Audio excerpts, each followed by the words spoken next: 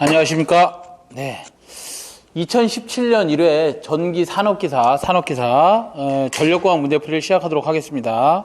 여러분들 21번부터 좀 보시면요. 1회입니다. 21번. 19회 슬래시 1.8 밀이라고 되어 있죠? 네, 밀이라고 되어 있습니다. 경동연선 바깥 지름을 구하시오. 바깥 지름 몇 밀인지 구하시오. 우리가 바깥 지름을 구하시오. 전선의 가닥수를 구하시오. 뭐 이런 것들을 좀 참고해서 보시면 우리가 전선에 뭐 예를 들어서 가닥수를 구해봐라. 가닥수를 구하면은 공식이 어떻게 되죠? 3n에 이렇게 되나요? n 플러스 1 플러스 1이 되나요? 예, 아마 이렇게 될 것 같습니다. 이렇게 될 거예요. 자, 이렇게 해서 구하시면 전선의 가닥수를 구할 수가 있는데 여기에 요 n이라는 것이 층수가 되는데요. 층수는 어떤 걸 층수라고 하냐면 가운데에 있는 도체는 제외하고요. 바깥에 있는 피치 요거 얘를 우리가 1층이라고 합니다. 1층. 그래서 요게 하나 더 층이 있다 그러면 얘는 몇 층이 된다? 2층이 되겠죠. 2층이 됩니다. 그래서 예를 들어서 2층을 한번 구해보면 3 곱하기 2에 2 플러스 1 플러스 1이면 3에다가 6 2, 3은 6이니까 6, 3, 18이 되나요? 예, 18 플러스 1이 되네요. 그죠? 플러스 1 남아있으니까. 그러면 19가닥이 됩니다. 시험장에 가시면 2층권에서의 전선 가닥수는 그러면 19가닥. 1층이다 그러면 1 넣고 계속 이렇게 풀어볼 게 아니라 외우셔야 되죠? 1층일 때는 7가닥이 되고요. 2층일 때는 19가닥, 3층일 때는 37가닥, 4층일 땐 61가닥이 나옵니다. 이 가닥수는 어느 정도 외우고 계셔야 된다. 그래서 왜 이걸 풀어드렸냐면 여기에 보면 19가닥이다 그러면 얘는 몇 층권이다? 2층이구나 라는 거 알고 계셔야 되고요. 이때 전선의 바깥지름을 구하시오. 바깥지름 D를 구하시오. 그러면 2n 플러스 1에 곱하기 소선의 지름을 곱해주면 됩니다. 소선의 지름. 그러면 바깥지름은 2 곱하기 2층이라 그랬으니까 2 플러스 1에다가 바깥지름이 1.8mm인가요? 1.8을 곱해주시면 전체 몇 mm다 이렇게 답이 나오겠죠? 야, 9mm가 나온답니다. 9mm. 답이 3번이 되겠네요. 3번. 그죠? 3번. 자, 22번 보겠습니다. 22번. 자, 22번은 일반적으로 전선 한 가닥이 단위 길이당 작용 정력량은 다음과 같이 표시되는 경우 D가 의미하는 것은 무엇이냐 그랬는데 이런 문제 틀리면 안 되겠죠? 작용 정력량 C에는 어떻게 되죠? 우리가 공식 로그 10m라는 R분의 D분의 0.02413 마이크로페러파 킬로메타에다 작용 정력량은 어떻게 되나요? 작용 인덕턴스는 0.05 플러스 0.4605 로그 11m라는 R분의 D가 되죠. 여기서 이 D들은 뭐냐? D는 다 선간거리가 되는 거죠. 다른 말로 같을 등가 선간거리가 됩니다. 등가 선간거리가 된다. 그래서 답이 몇 번이냐면요. 답이 1번에 있네요. 선간거리. 자, 그 다음에 23번을 보겠습니다. 23번. 자, 23번은 삼상삼선시 한 선의 임피던스가 Z5옴이고 어드 임피던스가 Y5일 때 특성 임피던스를 구하시오. 특성 임피던스 Z0 또는 ZW라고 표시해 놓은 책도 있습니다. 파동 임피던스란 말도 쓰죠. 네. 자, 얘는 뭐냐? 선로가 가지고 있는 전선을 사왔는데 선로가 가지고 있는 이때 고유한 자기만의 임피던스 손실이 하나도 없을 때에 자기 임피던스 얘를 우리가 특성 임피던스라고 합니다. 얘는 순저항으로 단위는 오음값으로 나타납니다. 오음값. 전선의 재질이 결정하는 값이지 얘 전선이 뭐 어떻게 Y델타 결선됐다 무슨 결선됐다 뭐 거리가 어떻다 이런 거하고 전혀 관계가 없는 놈이다라고 기억을 하시면 되겠어요. 지가 가지고 있는 고유한 값이다. 얘는 구하려면 어떻게 되느냐? 얘는 Z0를 구하려면 선로의 끝을 개방하고 나서 임피던스를 구한다. 개방했을 때 임피던스를 뭐가 온다? 우리가 병렬로 다 연결됐다. 선로와 대지와 병렬이다. 그래서 개방 어드미턴스라는 말을 쓰고요. 그 다음에 2차 측을 단락했을 때의 임피던스, 얘를 단락 임피던스라고 합니다. 그 단락 임피던스를 Z 숏 임피던스다. 그래서 ZSS라고 하면 되겠습니다. 이 임피던스를 어드 임피던스로 나눈 값을 루트 씌운 값, 얘가 뭐다? 특성 임피던스다. 이렇게 보시면 되겠어요. 더 깊게 나간다고 하면 우리 책에서는 답이 이렇게 주어지지만 더 나간다고 하면 얘는 개방 어드 임피던스는 뭐예요? 콘덕턴스 G 플러스 서셉턴스 값인 J의 오메가 C 값이 될 거고 Z 값은 R 플러스 J의 오메가 L 값이 될 겁니다. 그러나 송전선로에서는 R 값과 G 값이 너무 작기 때문에 무시되면, 얘들보다 너무 작기 때문에 무시하면 J오메가 J오메가 서로 지워주면 결국은 뭐만 남는다? 얘는 루트 C분의 L만 남습니다.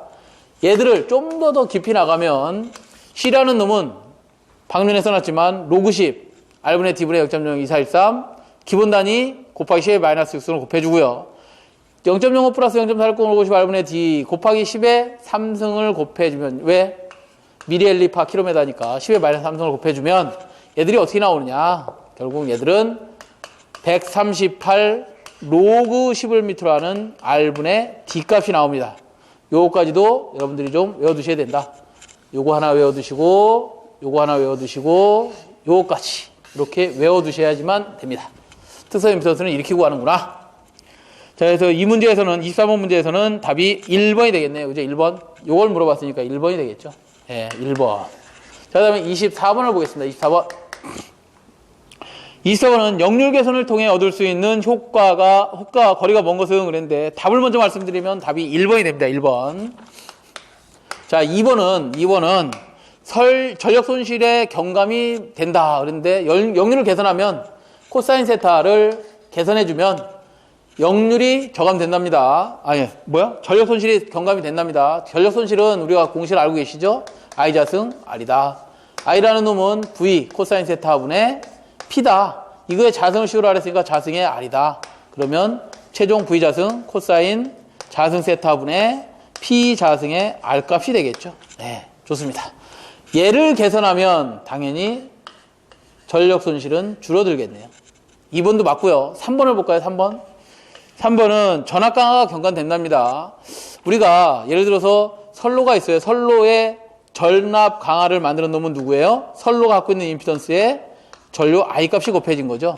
이 선로가 길어지면 길수록 Z 값에서 뭐가 길어지는 거야? R도 커지고 그 다음에 X 값도 커질 겁니다. XL, 유도성 리액턴스 값이 커진다는 거죠.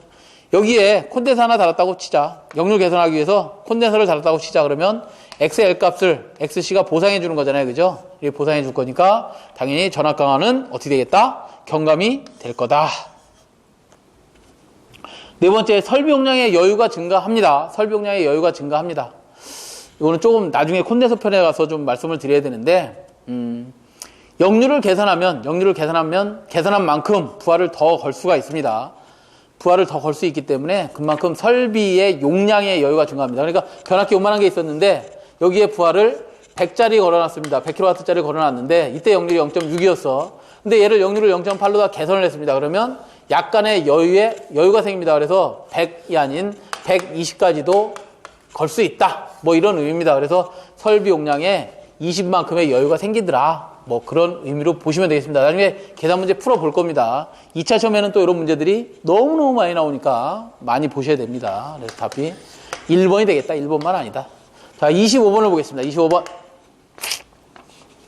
가공선로의 이도를 D라고 하면 전체 전선의 실제 길이는 경관 S보다 얼마나 차이가 나겠는가 그랬어요. 자, 우리가 전주가 이렇게 양쪽에 포설되어 있습니다. 이렇게 포설되어 있을 때 실제 경관은 수평면의 실제 경관은 S라고 한다면 전선은 이렇게 설치가 돼서 축 처지겠죠. 전선에 무게가 있으니까 그때의 딥을 우리가 이거 수평면으로부터 처진 만큼의 우리가 경관을 D라고 하죠. D라고 하고 실제 전선의 길이는 이걸 우리가 L이라고 표현합니다. L은 공식을 여러분들이 알고 계셔야 되겠죠. S 플러스 3S분의 8D의 자성인데 이 문제에서 요구하는 것은 실제 경관에 비해서 얼마만큼 전선의 길이가 실제 더 기느냐. 요만큼 더 긴 거죠. 요만큼. 실제 경관에 비해서 전선이 얼만큼 더 긴데요? 3S분의 8D의 전선이 더 깁니다. 라고 답을 하시면 되겠죠. 답이 4번이 되겠습니다. 4번. 자, 1회 전기 산업기사는 아주 좀 수월하게 나온 편이에요. 그죠? 전력공학은 다른 과목은 잘 모르겠습니다만 어쨌든 전력공학은 좀 수월하게 나온 편이다. 출제가 됐다. 라고 보시면 되겠고 26번을 보겠습니다. 26번. 자, 26번은 송전단 전압이 154kV, 수전단 전압이 150kV인 송전선에서 부하를 차단했을 때 수전단 전압이 152kV가 되었다면 전압 변동률을 구하시고 전압 변동률의 비율을 쓰셔야 됩니다. 전압 변동률. 네. 자, 우리 전원단이 있습니다. SS 서브스테이션이라고 할게요. 변전소에서 송전단 전압을 이렇게 송전을 해줍니다. 그럼 수전단까지 전선을 통해서 수전단의 변압기까지 이렇게 수전을 했어요. 예를 들어서 여기가 100V를 만들었는데 90만 왔어. 그럼 전압강은 얼마가 생겼어요? 10V가 생겼습니다. 누구 때문에 생긴 거야? 10V는 선로가 갖고 있는 임피던스와 부하를 쓰는 만큼 전류가 흘렀으니 얘 팩터 곱만큼 전압강화가 생긴 겁니다. 그래서 100을 줬는데 90만 받았다. 이건 전압강화가 10V가 생긴 것이다. 전압 변동은 뭐냐면 이건 전압 강하고요. 전압 변동은 뭐냐면 수전단의 전압을 100을 받았어요. 이거는 100이라는 얘기는 전체 부하, 2차 측의 부하를 전부하를 걸었을 때 100V가 나오는 겁니다. 전부하시예요. 전부하시. 전부하시 전압이 100V일 때 우리가 수전단의 전압과 똑같다고 보는 겁니다. 이 상태에서 부하를 끊어버렸습니다. 부하를 끊었어요. 그러면 무슨 상태가 된 거야? 무부하 상태, 오픈 상태가 된 거죠. 이 오픈 상태는 부하를 걸었을 때보다 전압이 어떻게 되겠어? 전압이 커집니다. 전압이 커집니다. 부하를 소비를 안 하니까 전압이 좀 더 올라가겠죠. 그때 전압을 무부하 전압이라고 합니다. 요 사이가 뭐야? 이 차이가 전압 변동이 생긴 거예요. 전압 변동. 요거는 뭐가 생긴 거예요? 전압이 강화된 겁니다. 강화. 그죠? 전압 변동과 전압 강화는 잘 구분하셔야 됩니다. 자, 그런데 여기서 백분율로 한번 이걸 나타내 보랍니다. 백분율로 나타내려면 전압 강화율을 구하랍니다. 전압 변동률을 구하랍니다. 전압 강화율 입실론은 어떻게 구하면 되는 거야? 수전단 전압을 기준으로 얘를 100으로 봤을 때 전압 강화가 10V 생겼다며요. 그거의 B다. 다시 표시하면 얘는 VR분의 2는 얘에서 얘 빼면 얘가 나오는 거잖아요. 그죠? VS 마이너스 VR 곱하기 100으로 표시할 수 있겠네요. 전압 변동은 뭐야? 전압 변동률은 2차 측 전압을, 전부하 전압을 100으로 봤을 때 얘만큼 변동이 생겼다며? 전압 변동이라고 할 거예요. 뭐 우리 이거를 델타 볼트라고 할까요? 델타 볼트만큼의 전압 변동이 생겼답니다.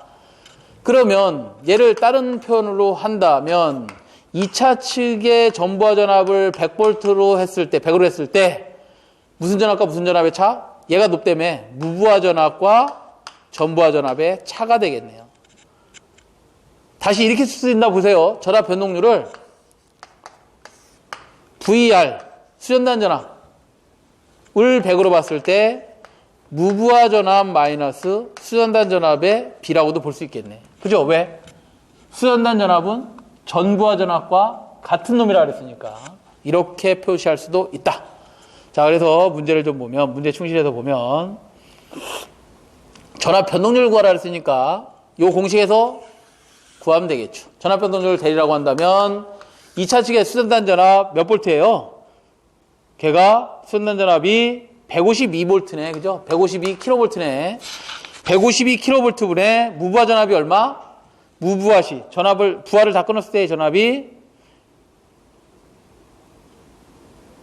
잠시만요. 이게 150이네. 그죠? 네, 죄송합니다. 수전단 전압이 150이네요. 150. 그 다음에 무부하시의 전압이 152까지 올라갔네. 그죠? 네, 부하를 차단했을 때 152. 그 다음에 수전단 전압 150을 곱해주면 이렇게 하면 되겠네. 그러면 몇 퍼센트가 나오냐?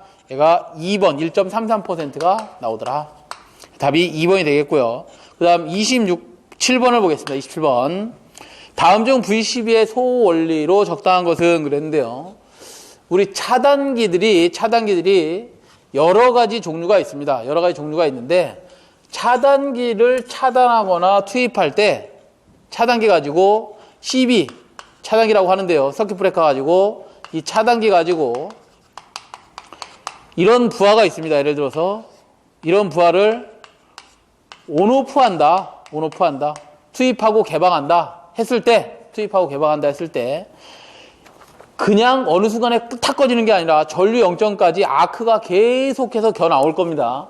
이 아크를 끄는 매질, 없애버리는, 소호하는 매질이 뭐냐. 이 매질에 따라서 차단기에 뭐가 결정된다? 차단기 종류가 결정이 됩니다. 차단기 종류가 결정되는데 그 차단기 종류 중에서 매질이 예를 들어서 오일이다. 그러면 오일 서킷 브레이커 50B가 되는 겁니다. 그 매질이 예를 들어서 가스다. 그럼 GCB가 되는 것이고요. 이 매질이 자기력이다. 그럼 MBB가 되고요. 그 다음에 압축공조 사용한다. ABB. 그 다음에 쟤를 진공 상태, 공기가 하나도 없게 만드는 상태 VCB.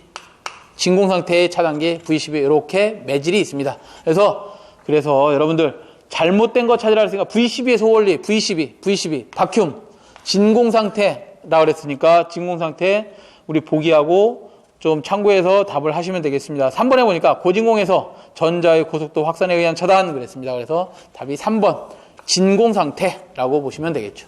그 다음에 28번을 보겠습니다. 28번 선간 단락 고장을 대칭 좌표법으로 해석할 경우 필요한 것은 모두 나열하시오 그랬어요.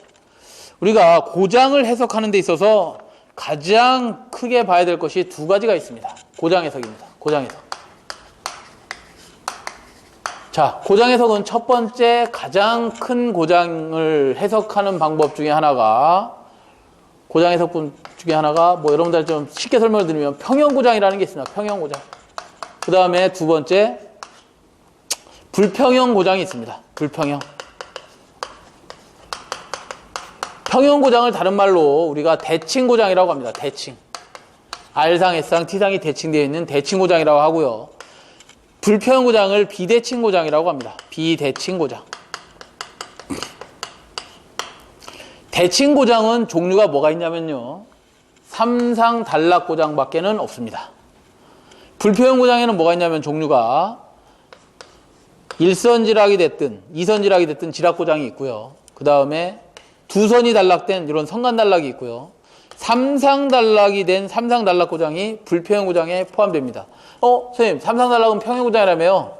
평형 고장이라며요. 불평이 뭡니까 이게? 그러니 이렇게 계산을 해도 같은 값이 나오고 비대칭으로 고장 계산을 해도 같은 값이 나옵니다. 그렇지만 이 두 가지는 같은 값이 나오질 않는다. 평형 고장은 무조건 대칭 좌표법으로 대칭 성분은 IS3만 계산할 수가 있다. 그 방법엔 뭐가 있느냐? 고장 계산 방법은 퍼센트 임피던스법이 있고요. Z 오음법이 있습니다. 오음법. 여러분들이 알고 계시는 오음법. 그 다음에 PU법이 있다. 퍼 유닛법. 이런 것들이 있고 비대칭 고장에는 해석하는 방법이 대칭 좌표법을 써야 된다. 좌표법. 대칭 좌표법을 사용해야 된다. 크게 이렇게 구분이 됩니다. 자, 이런 평형고장 상태에서는 3상 단락 전류 계산할 때 필요한 임피던스 성분이 있습니다. 어떤 성분이 필요하느냐? 영상분, 정상분, 역상분 이런 게 다 필요한 것이냐? 아니다. 3상 단락 고장 평형 상태에서는 정상분 전류만 흐른다고 보고 정상분 임피던스만 가지고 계산을 합니다. 그렇지만 불평형 고장이 되면 일선지락 시에는 Z0 영상분, Z1, Z2가 필요하고요. 선간 단락에서는 Z1과 Z2 정상부와 역상분이 필요하고 3상 단락 고장이 생기면 Z1 정상부만 필요합니다. 똑같네요. 그죠? 정상부만 필요합니다. 고장전류 크기를 계산해보면 고장전류 I3S는 Z1분의 그냥 전압 2를 상전압을 나눠버리면 평형고장이 해석이 되고요. 그 다음에 불평형 고장에서는 얘를 구하려면 I1G는 Z0 플러스 Z1 플러스 Z2분의 2가 됩니다. 선간단락을 구할 때 선간단락 I2S를 구하면 Z1 플러스 Z2분의 2가 되고요. 삼상단락 고장전류 구해라 그러면 Z1분의 2가 될 겁니다. 여러분들이 회로인 시간에 이런 회로이론 시간이 됐든 뭐 기가 시간이 됐든 전력공학 시간이 됐든 고장전류 구하시오 그러면 전부 다 2해석만 했어요. 왜? 고장전류 구하시오 I는 Z분의 그냥 2로 이렇게 표기해버렸어. 그러면서 어떻게 계산했어 이거? R 플러스 J의 XL분의 2 이렇게 계산했잖아요. 그죠? 또는 이렇게 계산했잖아. R자승 플러스 X자승분의 이 값이다 이렇게 계산을 했을 거 아닙니까? 그게 삼상단락 고장전류를 계산했더라는 거예요. 그래서 정상분 임선수만 필요하다. 자, 여기까지만 하겠습니다. 여기까지만. 더 깊이 들어가면 여러분들 헷갈릴 거니까. 성간단락 고장을 대칭좌표로 해석할 경우에 성간단락을 대칭좌표법, 불표현 고장으로 해석할 때는 뭐뭐 필요하다 그랬어요? 정상분과 역상분이 필요하네. 만약에 문제가 일선지락 고장이 발생했을 때 대칭좌표법에서 필요한 성분은 그러면 Z0, Z1, Z2가 필요하다. 역상이 필요하다라고 답을 하시면 되겠죠. 답이 3번이 되겠고요. 자, 29번으로 가겠습니다. 29번. 피래기의 제한전압에 대한 설명으로 옳은 것을 찾으시오. 제한전압이 뭐냐? 이걸 물어보고 있네요. 우리가 피래기가 뭔지를 먼저 알아야 되겠죠. 피래기는 설비 시간에 이렇게 배웠습니다. 제1종 접지 공사랍니다. 몇 오hm 이하로 한다? 15ohm 이하로 합니다. 라고 배웠어요. 자, 피래기는 어디다 설치하는다? 여러 군데 설치하지만 가장 대표적으로 가공지선과 TR이 만나는 점 TR 1차 측에 이렇게 아마도 설치를 할 겁니다. 이게 우리 수용가라고 생각하고 이게 한전선로라고 생각한다면 한전이 들어오는 우리 수용가, 특고압 수용가 인입구 한 점에다가 피래기를 이렇게 설치하는 거죠. 네, 이렇게 설치합니다. 왜 설치하느냐? 평상시에는 저쪽에서 한전에서 60Hz만 공급이 돼서 TR이 잘 운전되고 있다가 고장이 발생을 합니다. 뇌가 쳤어요, 뇌가 이렇게 쳤다고 생각하죠. 이상전압이 발생을 하면 그 이상전압은 대단히 크죠. 뇌전압은 대단히 큽니다. 그대로 TR로 들어갔어요. 그럼 TR이 뭐가 됐어? 높은 전압이 들어갔으니까 절연이 파괴될 거죠. 절연이 파괴될 겁니다. 그러면 이 TR 갖다 버려야 되잖아요. 그죠? 예. TR 제일 비싼 값이죠. 제일 비싸죠. 우리 전기계에서는. 그래서 얘를 잡으려고 이상전압이 들어오면 여기다 피래기라는 걸 달아서 피래기는 극간이 상당히 극이 작습니다. 이렇게 몇 센치 차이 안 나요. 센치 단위로 하기도 불편할 정도로 작습니다. 극간이. 이렇게 극을 만들어 놓고 여기다가 높은 전압이 들어오면 지네들끼리 아크가 만들어집니다. 아크에 의해서 그 이상전압이 대지로 이렇게 방전하게 만들어 놨어요. 왜 이렇게 방전하겠어? 여기는 15ohm이고 이 TR은 전부 다 코일이잖아요. 약 8,000ohm쯤 됩니다. 8,000ohm. 당연히 이상한 전압이 얼리 들어가겠어. 대지로 이렇게 방전을 합니다. 방전을 쭉 하다가 계속해서 방전을 하면 상주파 60Hz도 뭐 이렇게 같이 아이고 길 이쁜 거 만들어졌네 라고 이렇게 지락고장을 발생시킬 거 아니에요. 그죠? 그러다 보니 얘가 어떤 역할을 하느냐? 직렬 갭이 이런 역할을 합니다. 이만큼 전압이 제한됐어. 이제 다 끊어졌어. 작아졌어. 이렇게 전압이 작아지면 이런 전압이 들어오면 당연히 아크가 끊어져 버립니다. 여기서 끊어집니다. 그러면 나머지 이 전압들, 이 제한된 이 전압들은 다 어디 들어가는 거야? TR로 들어가겠죠. TR로 이렇게 들어가도 이 TR은 이 정도는 내가 버틸게 라고 절연을 해놨습니다. 베이지 임펄스 인슐레이션 레벨을 기준 충격에 대해서 절연 강도를 어느 정도는 만들어놨다. 너는 견딜 수 있다 내가. 그러니 네 역할은 다 했다라고 하는 게 피래기의 역할입니다. 그러면 제한전압이 여기서는 뭐냐? 제한전압. 충격파가 들어왔을 때 아주 큰 충격파가 피래기를 통해서 대지로 방전하다가 어느 이상 전압, 제한전압이 되면 어느 전압 이하가 되면 뭐 했어요? 방전을 종료했잖아요. 방전을 종료한 다음 피래기 단자에 아직 남게 되는 전압, 그 전압을 무슨 전압이라고 하는 거야? 제한전압이라고 한다. 제한전압. 그래서 제한전압이 아주 중요합니다. 그 제한전압 가지고 변압기의 비를 결정하기 때문에 기준 충격 절연비를 결정하기 때문에 아주 중요하다. 그래서 제한전압이라는 것은 2번에 있네요. 피래기 동작 중 또는 동작 후 단자전압의 파고치죠. 파고치. 나쁜 놈이죠. 파고치. 실효치는 아니지. 예, 파고치입니다. 예, 답이 2번입니다. 2번. 자, 그 다음에 30번을 보겠습니다. 30번. 전력계통의 안정도의 종류에 속하지 않는 것. 그런데 안정도는 이런 거죠. 발전기가 있습니다. 발전기가 있는데 얘가 100메가와트를 발전하는 놈이야. 그래서 수용가에다 줬습니다. 수용가에다가 줬는데 수용가에서 이렇게 써먹고 있네요. 25, 25, 25, 25MV를 쓰고 있어요. 이렇게 쓰고 있습니다. 자, 발전단에서 100을 줬으면 수전단에서 100을 써야 동기가 잘 유지되고 전력 수수가 잘 맞는 거죠. 이렇게 돼 있는데 갑자기 여기서 5메가와트가 하나가 딱 탈락이 됐어요. 선풍기 날개가 없어졌네. 작은 게 하나가 없어졌어. 그러면 발전기는 좀 속도가 빨라지겠죠. 왜? 내 부하가 없어졌으니 회전하던 그 속도대로 그냥 돌아갈 겁니다. 그걸 우리가 관성력이라고 합니다. 관성대로 좀 빨리 돌아갈 겁니다. 그럼에도 불구하고 송전계통, 그러니까 발전계통과 우리 수요계통, 부하계통 쪽이 전력 수수를 잘 맞춰서 지 관성으로 이까지 거는 내가 얼마든지 견딜 수 있다라는 것이 우리가 안정도 중에서 정태 안정도라고 합니다. 정태. 부하가 미소 변동하더라도 전력 수수가 잘 되는 것을 우리가 정태 안정도라고 하고요. 운전하다 보니까 얘가 이제 이번에 25메가가 확 날아가 버렸어. 그럼 얘는 더 빨리 돌아가야 되겠죠? 네, 그렇죠. 날개가 다 없어졌으니까 25짜리가 하나 큰 게 없어졌으니까 빨리 돌아갈 겁니다. 그럼에도 불구하고 나의 관성력으로 이 정도는 커버할 수 있어. 100을 줬는데 75, 100기 운전이 안 되지만 내가 견딜 수 있어. 그래요. 부하가 급변하더라도 안정하게 운전되는 정도를 우리가 과도 안정도라고 합니다. 근데 관성이 작아. 관성이 어이구야 이거 버티기 어려워. 여기 부하가 떨어져 놨으니까 전압이 아마 여기 시점에 전압이 올라갈 거야. 또는 뭐 부하가 더 어떤 놈이 가서 부하를 이만큼 더 붙였어. 그래도 그러면 전압이 떨어질 거야. 이런 것들을 전압을 읽어서 전압을 좀 조정해줘. 나를 좀 조정해줘. 관성 갖고는 안 되겠으니까 조정해줘. AVR 갖고 전압을 조정하겠죠. 오토매틱 볼테이지 레귤레이터 자동 전압 조정기 가지고 전압을 조정한다든가. 부하가 떨어져 나가다 보니까 주파수가 확 올라가. 주파수가 올라가. 그러면 조속기를 닫아서 조속기 물량을 닫아버리면 유효전력이 덜 나가잖아요. 그죠? 예. 출력이 덜 나갑니다. 그 출력이 덜 나게 좀 조속기 특성 좀 고려해주고 AVR 특성도 좀 고려해줘. 그것을 우리가 다이나믹한 동작을 한다 그래서 얘를 동태 안정도라고 합니다.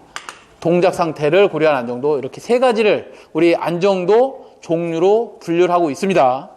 여기서 보시면 30번에는 전력계통의 안정도 종류에 속하지 않는 것, 1번에 상태 안정도란 말은 쓰지 않습니다. 상태 안정도. 자, 31번 볼게요. 자, 31번은 3300V 60Hz, 지진역률 60%, 300kW의 단상부하가 있다. 단상부하에 밑줄을 치셔야 되고요. 그 역률을 100%로 하기 위한 전력 콘덴서의 용량을 계산하시오 그랬어요. 자, 이런 의미네요. 이렇게 변압기가 있고요. 그 변압기 좌측에 부하를 쓰고 있는데 그 부하의 크기가 유효전력이 얼마라고 돼 있어요? 킬로와트가 유효전력이죠? 300kW. P 값이네요. 그죠? P. 그때 지진역률 60%일 때랍니다. 지진율이 0.6이랍니다. 그때 역률 0.6. 그때 무효분이 얼마인 거예요? 이만큼이죠. 그때 무효분을 어떻게 구해요? P에다가 탄젠 세타라고 구하시면 되죠. P가 300kW 곱하기 역률 얼마? 0.6. 탄젠 세타니까 0.6 코사인 세타분의 사인 세타가 되나요? 사인 세타 0.8. 요거 계산하시면 얼마쯤 나올 것 같은데요. 네, 나중에 계산하기로 하고 이렇게 Q 무효분을 구할 수 있습니다. 무효분을 이렇게 구해봤더니 얘가 예를 들어서 250이 됐다고 하자. 킬로 바라고 하자. 예를 들은 겁니다. 예. 이렇게 됐을 때 역률을 0.6에서 100%로 일로 다 개선하고 싶답니다. 그럴 때 전력 콘덴서는 이만큼을 투입시키면 역률이 개선되는 거잖아요. 그죠? 예, 이만큼을 투입하면 된다. 그때 개선하기 위한 콘덴서 용량을 구해봐라. 이런 의미예요. 그래서 한번 구해보죠. 그 계산할 때 콘덴서 용량 QC라고 한다면 QC는 어떻게 구한다? P에다가 공식 외우고 계신 걸 알고 있어요. 탄젠스 세타 1 마이너스 탄젠스 세타 2다. P가 유효전력이니까 300에다가 탄젠스 세타 1은 코사인 세타 1 얼마? 0.6 분의 사인 세타는 얼마? 0.8이죠. 마이너스. 역류를 100으로 계산한다 했으니까 1분의 루트 1 마이너스 1의 자승이 되나요? 네, 이렇게 구하시면 QC가 계산되는데 걔가 얼마라는 거예요? 400kVA가 됩니다. 400kVA짜리 달면 됩니다. 이것도 400이 나온다는 얘기네요. 킬로바라고 쓰는 단위도 있고요. kVA로도 써도 무관합니다. 무관해요. 네, 무관합니다. 그래서 답이 몇 번이 되냐면 3번이 되겠고요. 자, 32번을 보겠습니다. 32번. 32번은 저수지에서 취수구에 제수물 설치하는 목적은 그랬는데요. 자, 저수지에 취수구가 어디에 있냐면 여러분들 여기에 있습니다. 뭐 저수지를 예를 들면 뭐 팔당댐도 저수지처럼 댐을 막은 거 이런 거. 어찌됐든 저수지에서 파이프를 꽂아서 조합수조를 달고요. 그 다음에 낙차를 이용해서 저기 아래다 터빈을 설치할 겁니다. 이렇게. 터빈의 날개를 돌리려면 터빈의 날개를 돌려줘야 그 같은 축에 발전기에 아마추어가 달려있고 여기서 아마추어가 돌아가면서 자속을 세교시키고 자속을 세교함으로써 전력을 전압을 이렇게 만들어낼 건데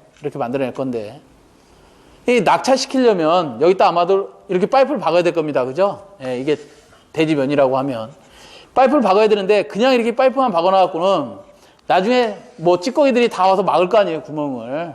당연히 막겠죠. 바닥에다 이렇게 해놓으면 낙엽부터 뭐 시체부터 뭐 별거 다 있잖아요. 그죠?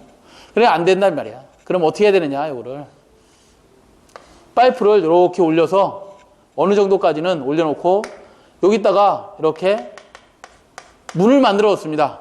문을 이렇게 만들어서 이걸 취수탑이라고 하는데 취수하는 탑, 취수탑에 여기 제수문을 만들어 놓습니다.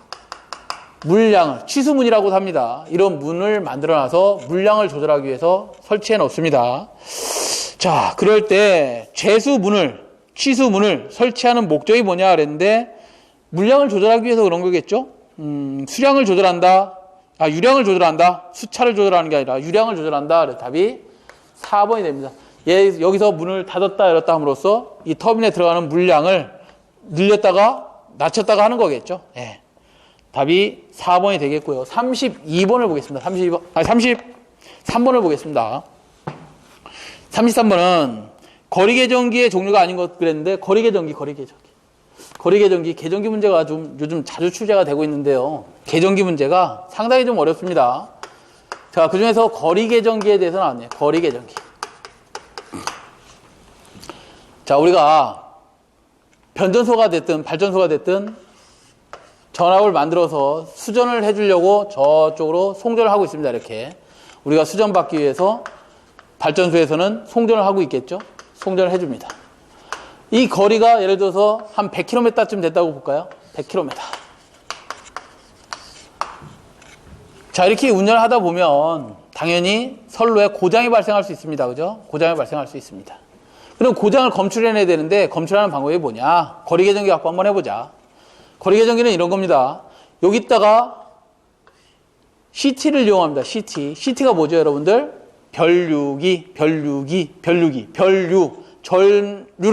변류한다.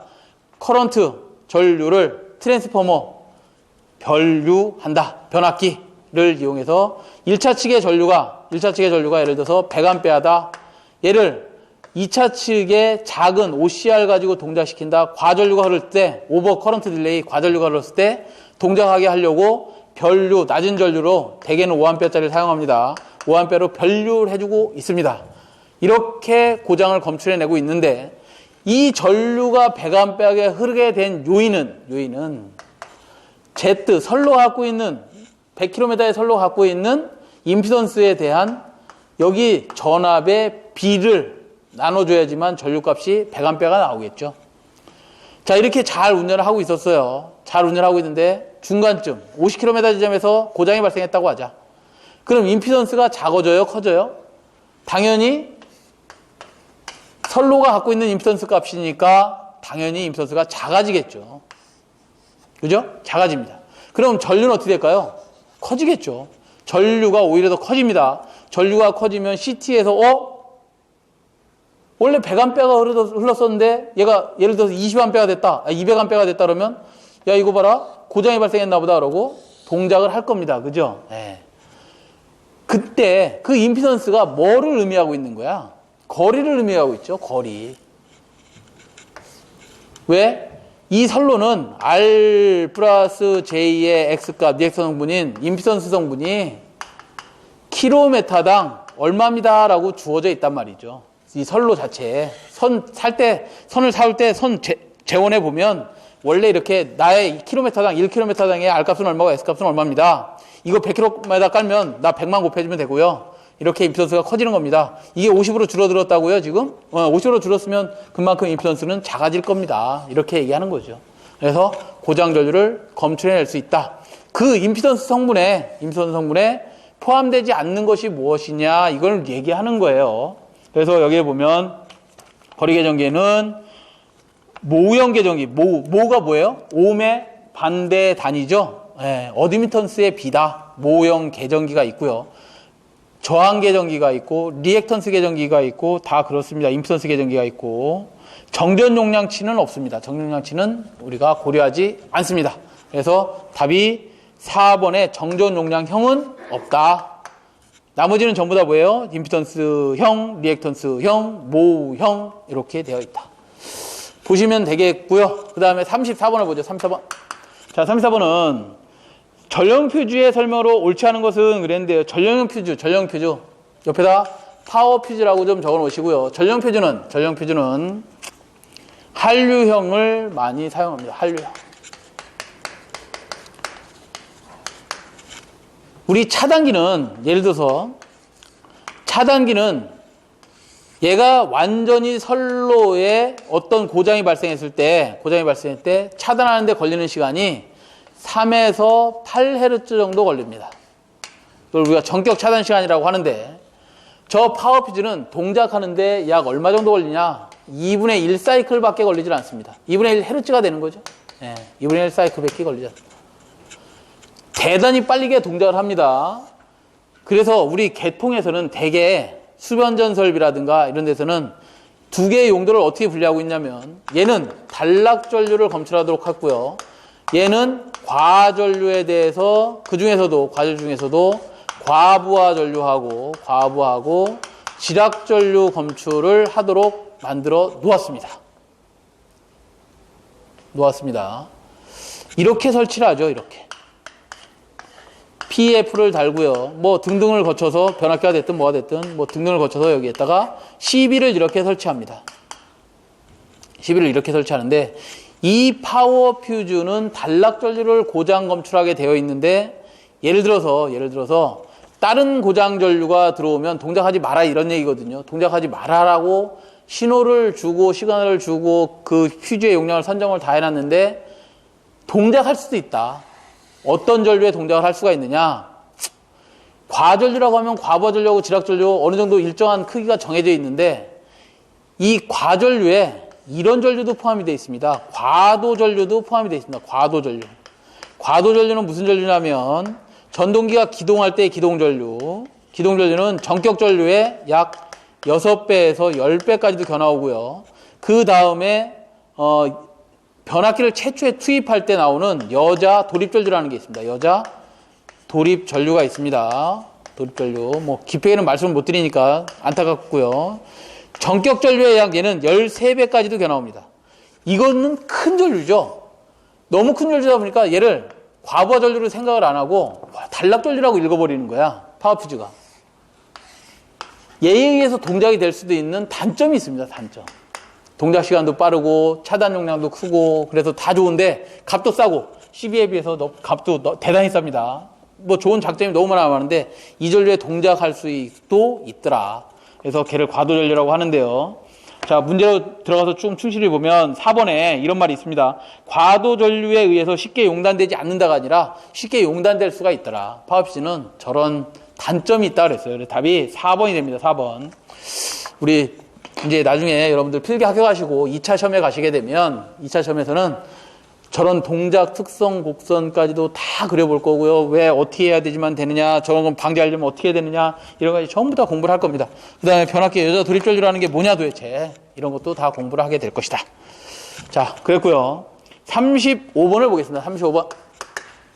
자, 35번은 갈수량이 란 어떤 유량을 말하는가 그랬는데요. 갈수량. 자, 이게 뭐냐면 우리 저수지가 예를 들어서 이만한 게 있다고 하죠. 저수지가 이만한 게 있습니다. 저수지가 있는데 올해는 비가 안 와서 물이 요만큼까지밖에 안 차요. 1년 365일 중에서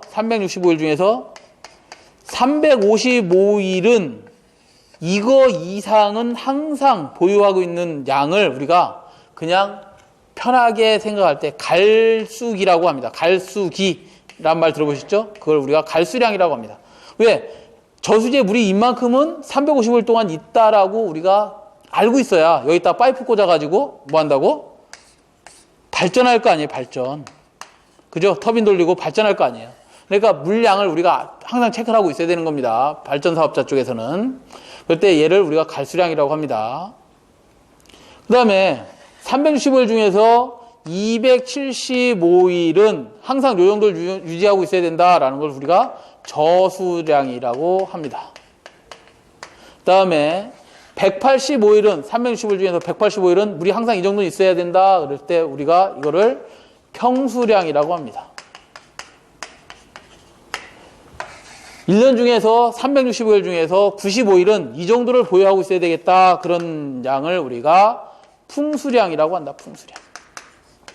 그래서 갈저평풍 이렇게 외우시면 될 것 같습니다. 그래서 답이 갈수량이란 어떤 유량을 말하는가 그랬는데 4번에 1년 365일 중 350일간은 이보다 낮아지지 않는 유량.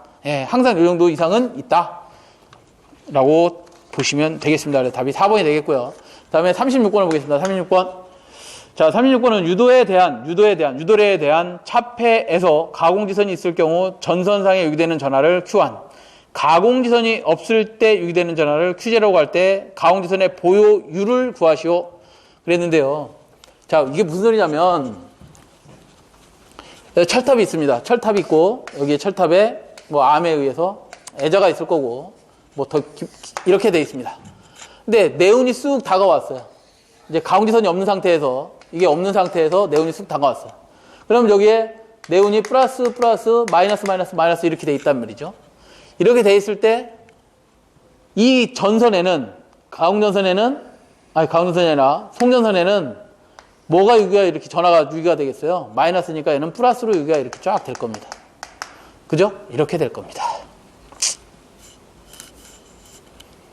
자, 이렇게 됐을 때 예를 들어서 얘가 다른 네온이 다가와서 먼저 선행 방전을 딱 해버립니다. 자, 직경례부터 좀 말씀을 잠깐 드려야 되겠네요. 유도례가 나와서 유도례 말씀을 드리려고 했더니 직경례는 뭐예요? 마이너스의 뭐가? 자유전자가 플러스로 향해서 날아갑니다. 선행 방전을 합니다. 그렇지만 우리는 전하의 이동은 여러분들이 알고 계시다시피 플러스에서 올라가는 거지 마이너스로 후행 방전으로 다시 갑니다. 이거는 뭐야? 여러분들이 뇌를 이렇게 쳐다보고 있으면 뇌가 거꾸로 겨 올라가요. 그런 뇌다 이 말이야. 그게 직격됐다 이 말이지. 직격됐어. 전선에. 이걸 직격뇌라고 하고 유도례는 뭐냐면 이런 네온이 쓱 다가오고 플러스 전하가 충전이 됐는데 여기서 마이너스 플러스 또 이런 전하가 구름운이 왔어요. 구름이 왔을 때 지들끼리 먼저 선행 방전을 하는 거야 이렇게. 그러면 얘가 중화가 되죠. 중화가 되면서 플러스 마이너스가 일순간 사라집니다. 그럼 얘들이 어떻게 되느냐. 자유전자가 이렇게 날아가 버리는 거야. 흩어져 버리는 거 이거를 우리가 유도례라고 합니다. 그러니까 얘가 여기 다른 네온에 때렸든 여기에 나무에 마이너스로 대전되나요? 플러스로 대전되겠지? 대지는 마이너스니까. 이렇게 돼서 얘를 먼저 때리든 얘들이 뿔뿔이 흩어지는 걸 유도례라고 합니다. 어찌됐든 이런 유도례는 가공지선이 있을 때와 없을 때 이렇게 표현하고 있네요. 그죠? 있을 때를 우리가 Q 아니라고 했고 없을 때를 Q0라고 했습니다. 답은 여러분들 2번이 됩니다. 2번. 없을 때분에 있을 때 해서 답이 2번이 되겠네요. 좀 외우셔야 되겠네요. 그죠? 네. 그래서 얘네들이 가운데에 있으면 30에서 몇 프로로 줄어든다? 유도전압이 50%까지 줄어들더라. 이렇게 공부하시면 되겠어요. 직경내와 유도래 요거만 공부하셔도 큰 공부를 하시는 거다. 자, 다음에 37번을 보겠습니다. 어떤 건물에서 총 설비 부하 용량이 700kW, 수용률이 70% 들어가면 변압기 용량은 최소 몇 kVA로 해야 되는가 그랬습니다. 단 여기서 설비 부하의 종합용률은 0.8이다 그랬어요. 0.8이다 그랬는데 37번은 공부할 게 상당히 많습니다. 37번 같은 경우는 여러 가지를 좀 아셔야 되는데 그 중에서도 요거 정도는 좀 알고 계셔야 돼요. 자, 수용률이 뭐냐? 수용률. 수용률의 정의를 좀 아셔야 됩니다. 정의. 수용률이라는 것은 어느 기간 중 전기 설비가 동시에 사용되는 정도입니다. 사용되는 정도로서 식으로 나타내면 식은 각수요 최대 전력을 뭐 다들 그거는 수용률식이 있나요 여기? 네, 각수요 최대 전력을 당연히 킬로와트입니다. 부하는 킬로와트 부하를 사용하든 와트를 부하를 사용하든 하니까 이것을 뭘로? 설비 용량. 지금 현재 우리 집에 10kW가 있다. 10kW 중에서 나는 지금 수요하고 있는 최대 전력은 5kW밖에 사용 안 한다. 그럼 이거는 수용률이 50%가 되는 거죠. 네, 이렇게 수용률이라는 것을 알고 계셔야 되고, 그 다음에 부하율은 나중에 하기로 하고, 부등률이라는 걸 알아야 됩니다. 부등률은 변압기의 최대 전력, 합성 최대 전력 킬로와트를 합성이란 말을 써줘야 되겠죠. 뭘로 나눈 것이다? 각 수용가가 여러 개 있다면 각 수용가 최대 전력의 합한 값으로 하며 얘는 1보다 항상 크거나 같습니다. 그래서 변압기에 합성한 최대 전력이 들어가야지만 되는데 이런 얘기죠. 변압기가 있고 부하가 여러 개 있다면 여기에 합성한 최대 전력 킬로와트 합성한 최대 전력을 구하면 됩니다라고 되어 있어요. 합성한 최대 전력은 이렇게 구하겠네. 합성한 최대 전력 킬로와트는 부등률분의 뭐로 나눌 수 있다? 부등률분의 각 수용과 최대 전력의 합을 나눌 수 있는데 각 수용과 최대 전력이라는 것은 A 수용과 B 수용과 C 수용가가 있다면 여기에 최대 전력, 여기 최대 전력을 합하면 된다. 그럼 이거는 각 수용과 최대 전력은 어떻게 구하느냐? 각 수용과 최대 전력은 설비 용량이 10kW 있다. 여기는 10kW를 다 쓰는 게 아니라 5만 쓴다. 50%만 쓴다 그러면 얘가 뭐가 되는 거야? 5kW가 되겠죠. 그러니까 여기는 5.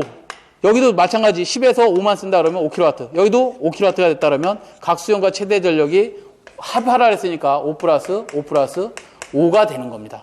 이렇게 구하시면 최대 전력을 구할 수 있습니다.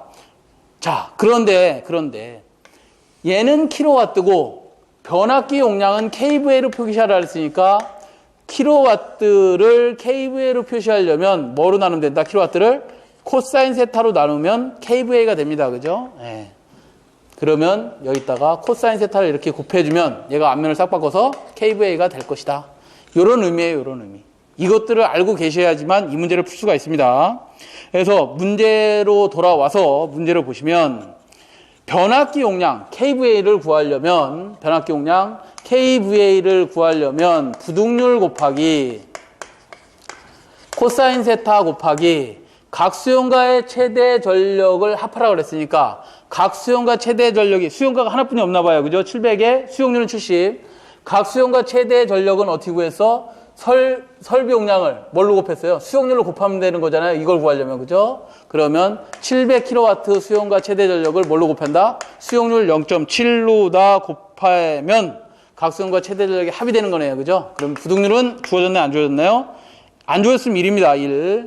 역률은 0.8 주어졌고 700 곱하기 0.7 하면 변압기 용량이 계산됩니다. 좀 많이 어렵습니다. 이게 실기 때는 이런 문제 유형의 문제가 약 2문제 정도 출제된다고 보시면 됩니다. 그래서 반드시 알아두셔야 되는 것이고 2차 때 가서는 좀 정확히 공부를 좀 하셨으면 좋겠다. 어쨌든 필기에서는 이 정도만 하셔도 충분하다. 그래서 답이 3번이 되겠고요. 38번 전력 원선도에 대해서 나왔네. 전력 원선도 38번. 자, 전력 원선도는 가로축과 세로축이 나타내는 것은 그랬는데요. 전력 원선도의 가로축과 세로축, 전력 원선도를 그려보면 이런 거죠. 가로축을 P, 유효전력으로 하고요. 세로축을 무효전력 Q로 해서 발전단에서 내가 얼마나 전력을 만들어주면 PS 또는 플러스 J의 QS를 만들어주면 수전단에서 얼만큼 전력을 수소할 수 있을까? 받을 수 있을까? PR 값을 구하는 것이 뭐라고요? PS를 이만큼 줬어. 근데 수전단에서는 요만큼 줬어. 이런 것들을 알아볼 수 있는 게 우리가 전력 원선도입니다. 지금은 이렇게 안 하죠. 왜? 개통이 커지고 다 컴퓨터로 하기 때문에 옛날엔 이걸 점을 찍어서 전부 다 이렇게 했습니다. 시간대별로 PS가 요만큼 나갔어. 그때 너 PR 얼마 받니? 요만큼 받니? PS 이만큼 나갔어. 너 PR 얼만큼 받는데 요만큼 요만큼 받고 있니? 이걸 점으로 다 찍어서 계산을 해봤더라는 거예요. 그때 가로축에 얘를 유효전력이라고 하면 무효전력은 세로축에 요만큼 요때에 맞는 뭐 이렇게 표시해 볼까요? 이때에 수소한 내가 만들어줘야 되는 QS 무효전력은 이만큼이다. 이만큼만 만들어주면 이만큼을 수전할 수 있다. 수전 용량을 이만큼 가져갈 수 있다라는 것을 나타낸 게 전력 원선도다. 그래서 전력 원선도는 뭐 정규 시간에 좀 더 깊이 하도록 하고요. 가로축과 세로축은 유효전력, 세로축은 무효전력을 나타내더라. 그 정도만 알아두시면 될 것 같아요. 답이 2번이 되겠고요. 39번. 동작 전류가 커질수록 동작 시간이 짧게 되는 특성을 가진 계정기는 그랬는데요. 계정기 문제가 너무 많이 나오네요. 최근에 계정기 문제가 많이 나옵니다. 자, 우리 계전기 특성 곡선을 좀 여러분들이 이해하고 오셔야 되는데 우리 책에는 없습니다만 가로축을 전류로 하고요. 세로축을 시간 세이크로 해서 어느 일정한 전류 이상이 되면 즉시 동작하는 계전기를 우리가 순시 계전기라고 합니다. 순간적으로 동작하는 계전기, 순시 계전기. 어느 전류 이상이 되면 정해진 시간, 요 시간에 딱 세팅이 됩니다. 세팅이 딱 된 시간에 동작하는 계전기를 우리가 정해진 시간에 동작한다, 한시 동작한다 그래서 정한시 계전기라고 합니다. 어느 전류, 큰 전류가 들어오면, 큰 전류가 됐습니다. 동작 시간이 빨라지고요. 작은 전류가 들어옵니다. 작은 전류가 들어오면 동작 시간이 느려지는 계전기를 우리가 반한시 계전기라고 합니다. 자, 여기까지만 하죠. 여기까지. 그래서 동작 전류가 커질수록 빨리 동작하는 동작 시간이 짧게 되는 특성을 가진 계전기는 무슨 계전기? 반한시 계전기가 되네요. 반한시. 답이 그래서 1번이 될 것 같고요. 마지막 40번 문제.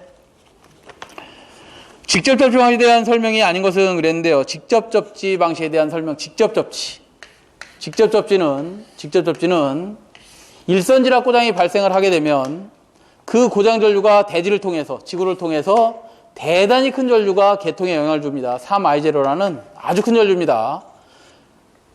한상이 이렇게 단락된 거하고 똑같아요. 단락된 거하고 똑같은 큰 전류가 흘러 들어갑니다. 그럴 때 옆에 통신선이 있다면 통신선에 전자유도 현상을, 작용을 일으킵니다. 그래서 대단히 유도장애도 크고요. 큰 전류가 변압기 코일에 영향을 주기 때문에 이런 계통에 영향을 주기 때문에 안정도 측면도 좋지 않습니다. 자, 어찌됐든 이런 거 가지고 보면 설명이 아닌 것 1번 과도한 정도가 좋다. 1번이 답이 되네요. 과도한 정도 나쁘다고 방금 전에 말씀드렸죠? 네, 좋습니다. 이렇게 하시면 되겠습니다. 자, 그래서 우리가 2010년도 1회 전기산업기사 2과목 전력공학 문제를 다 풀어보았고요. 네, 여러분들 다 풀어보시느라고 고생하셨습니다. 수고하셨습니다.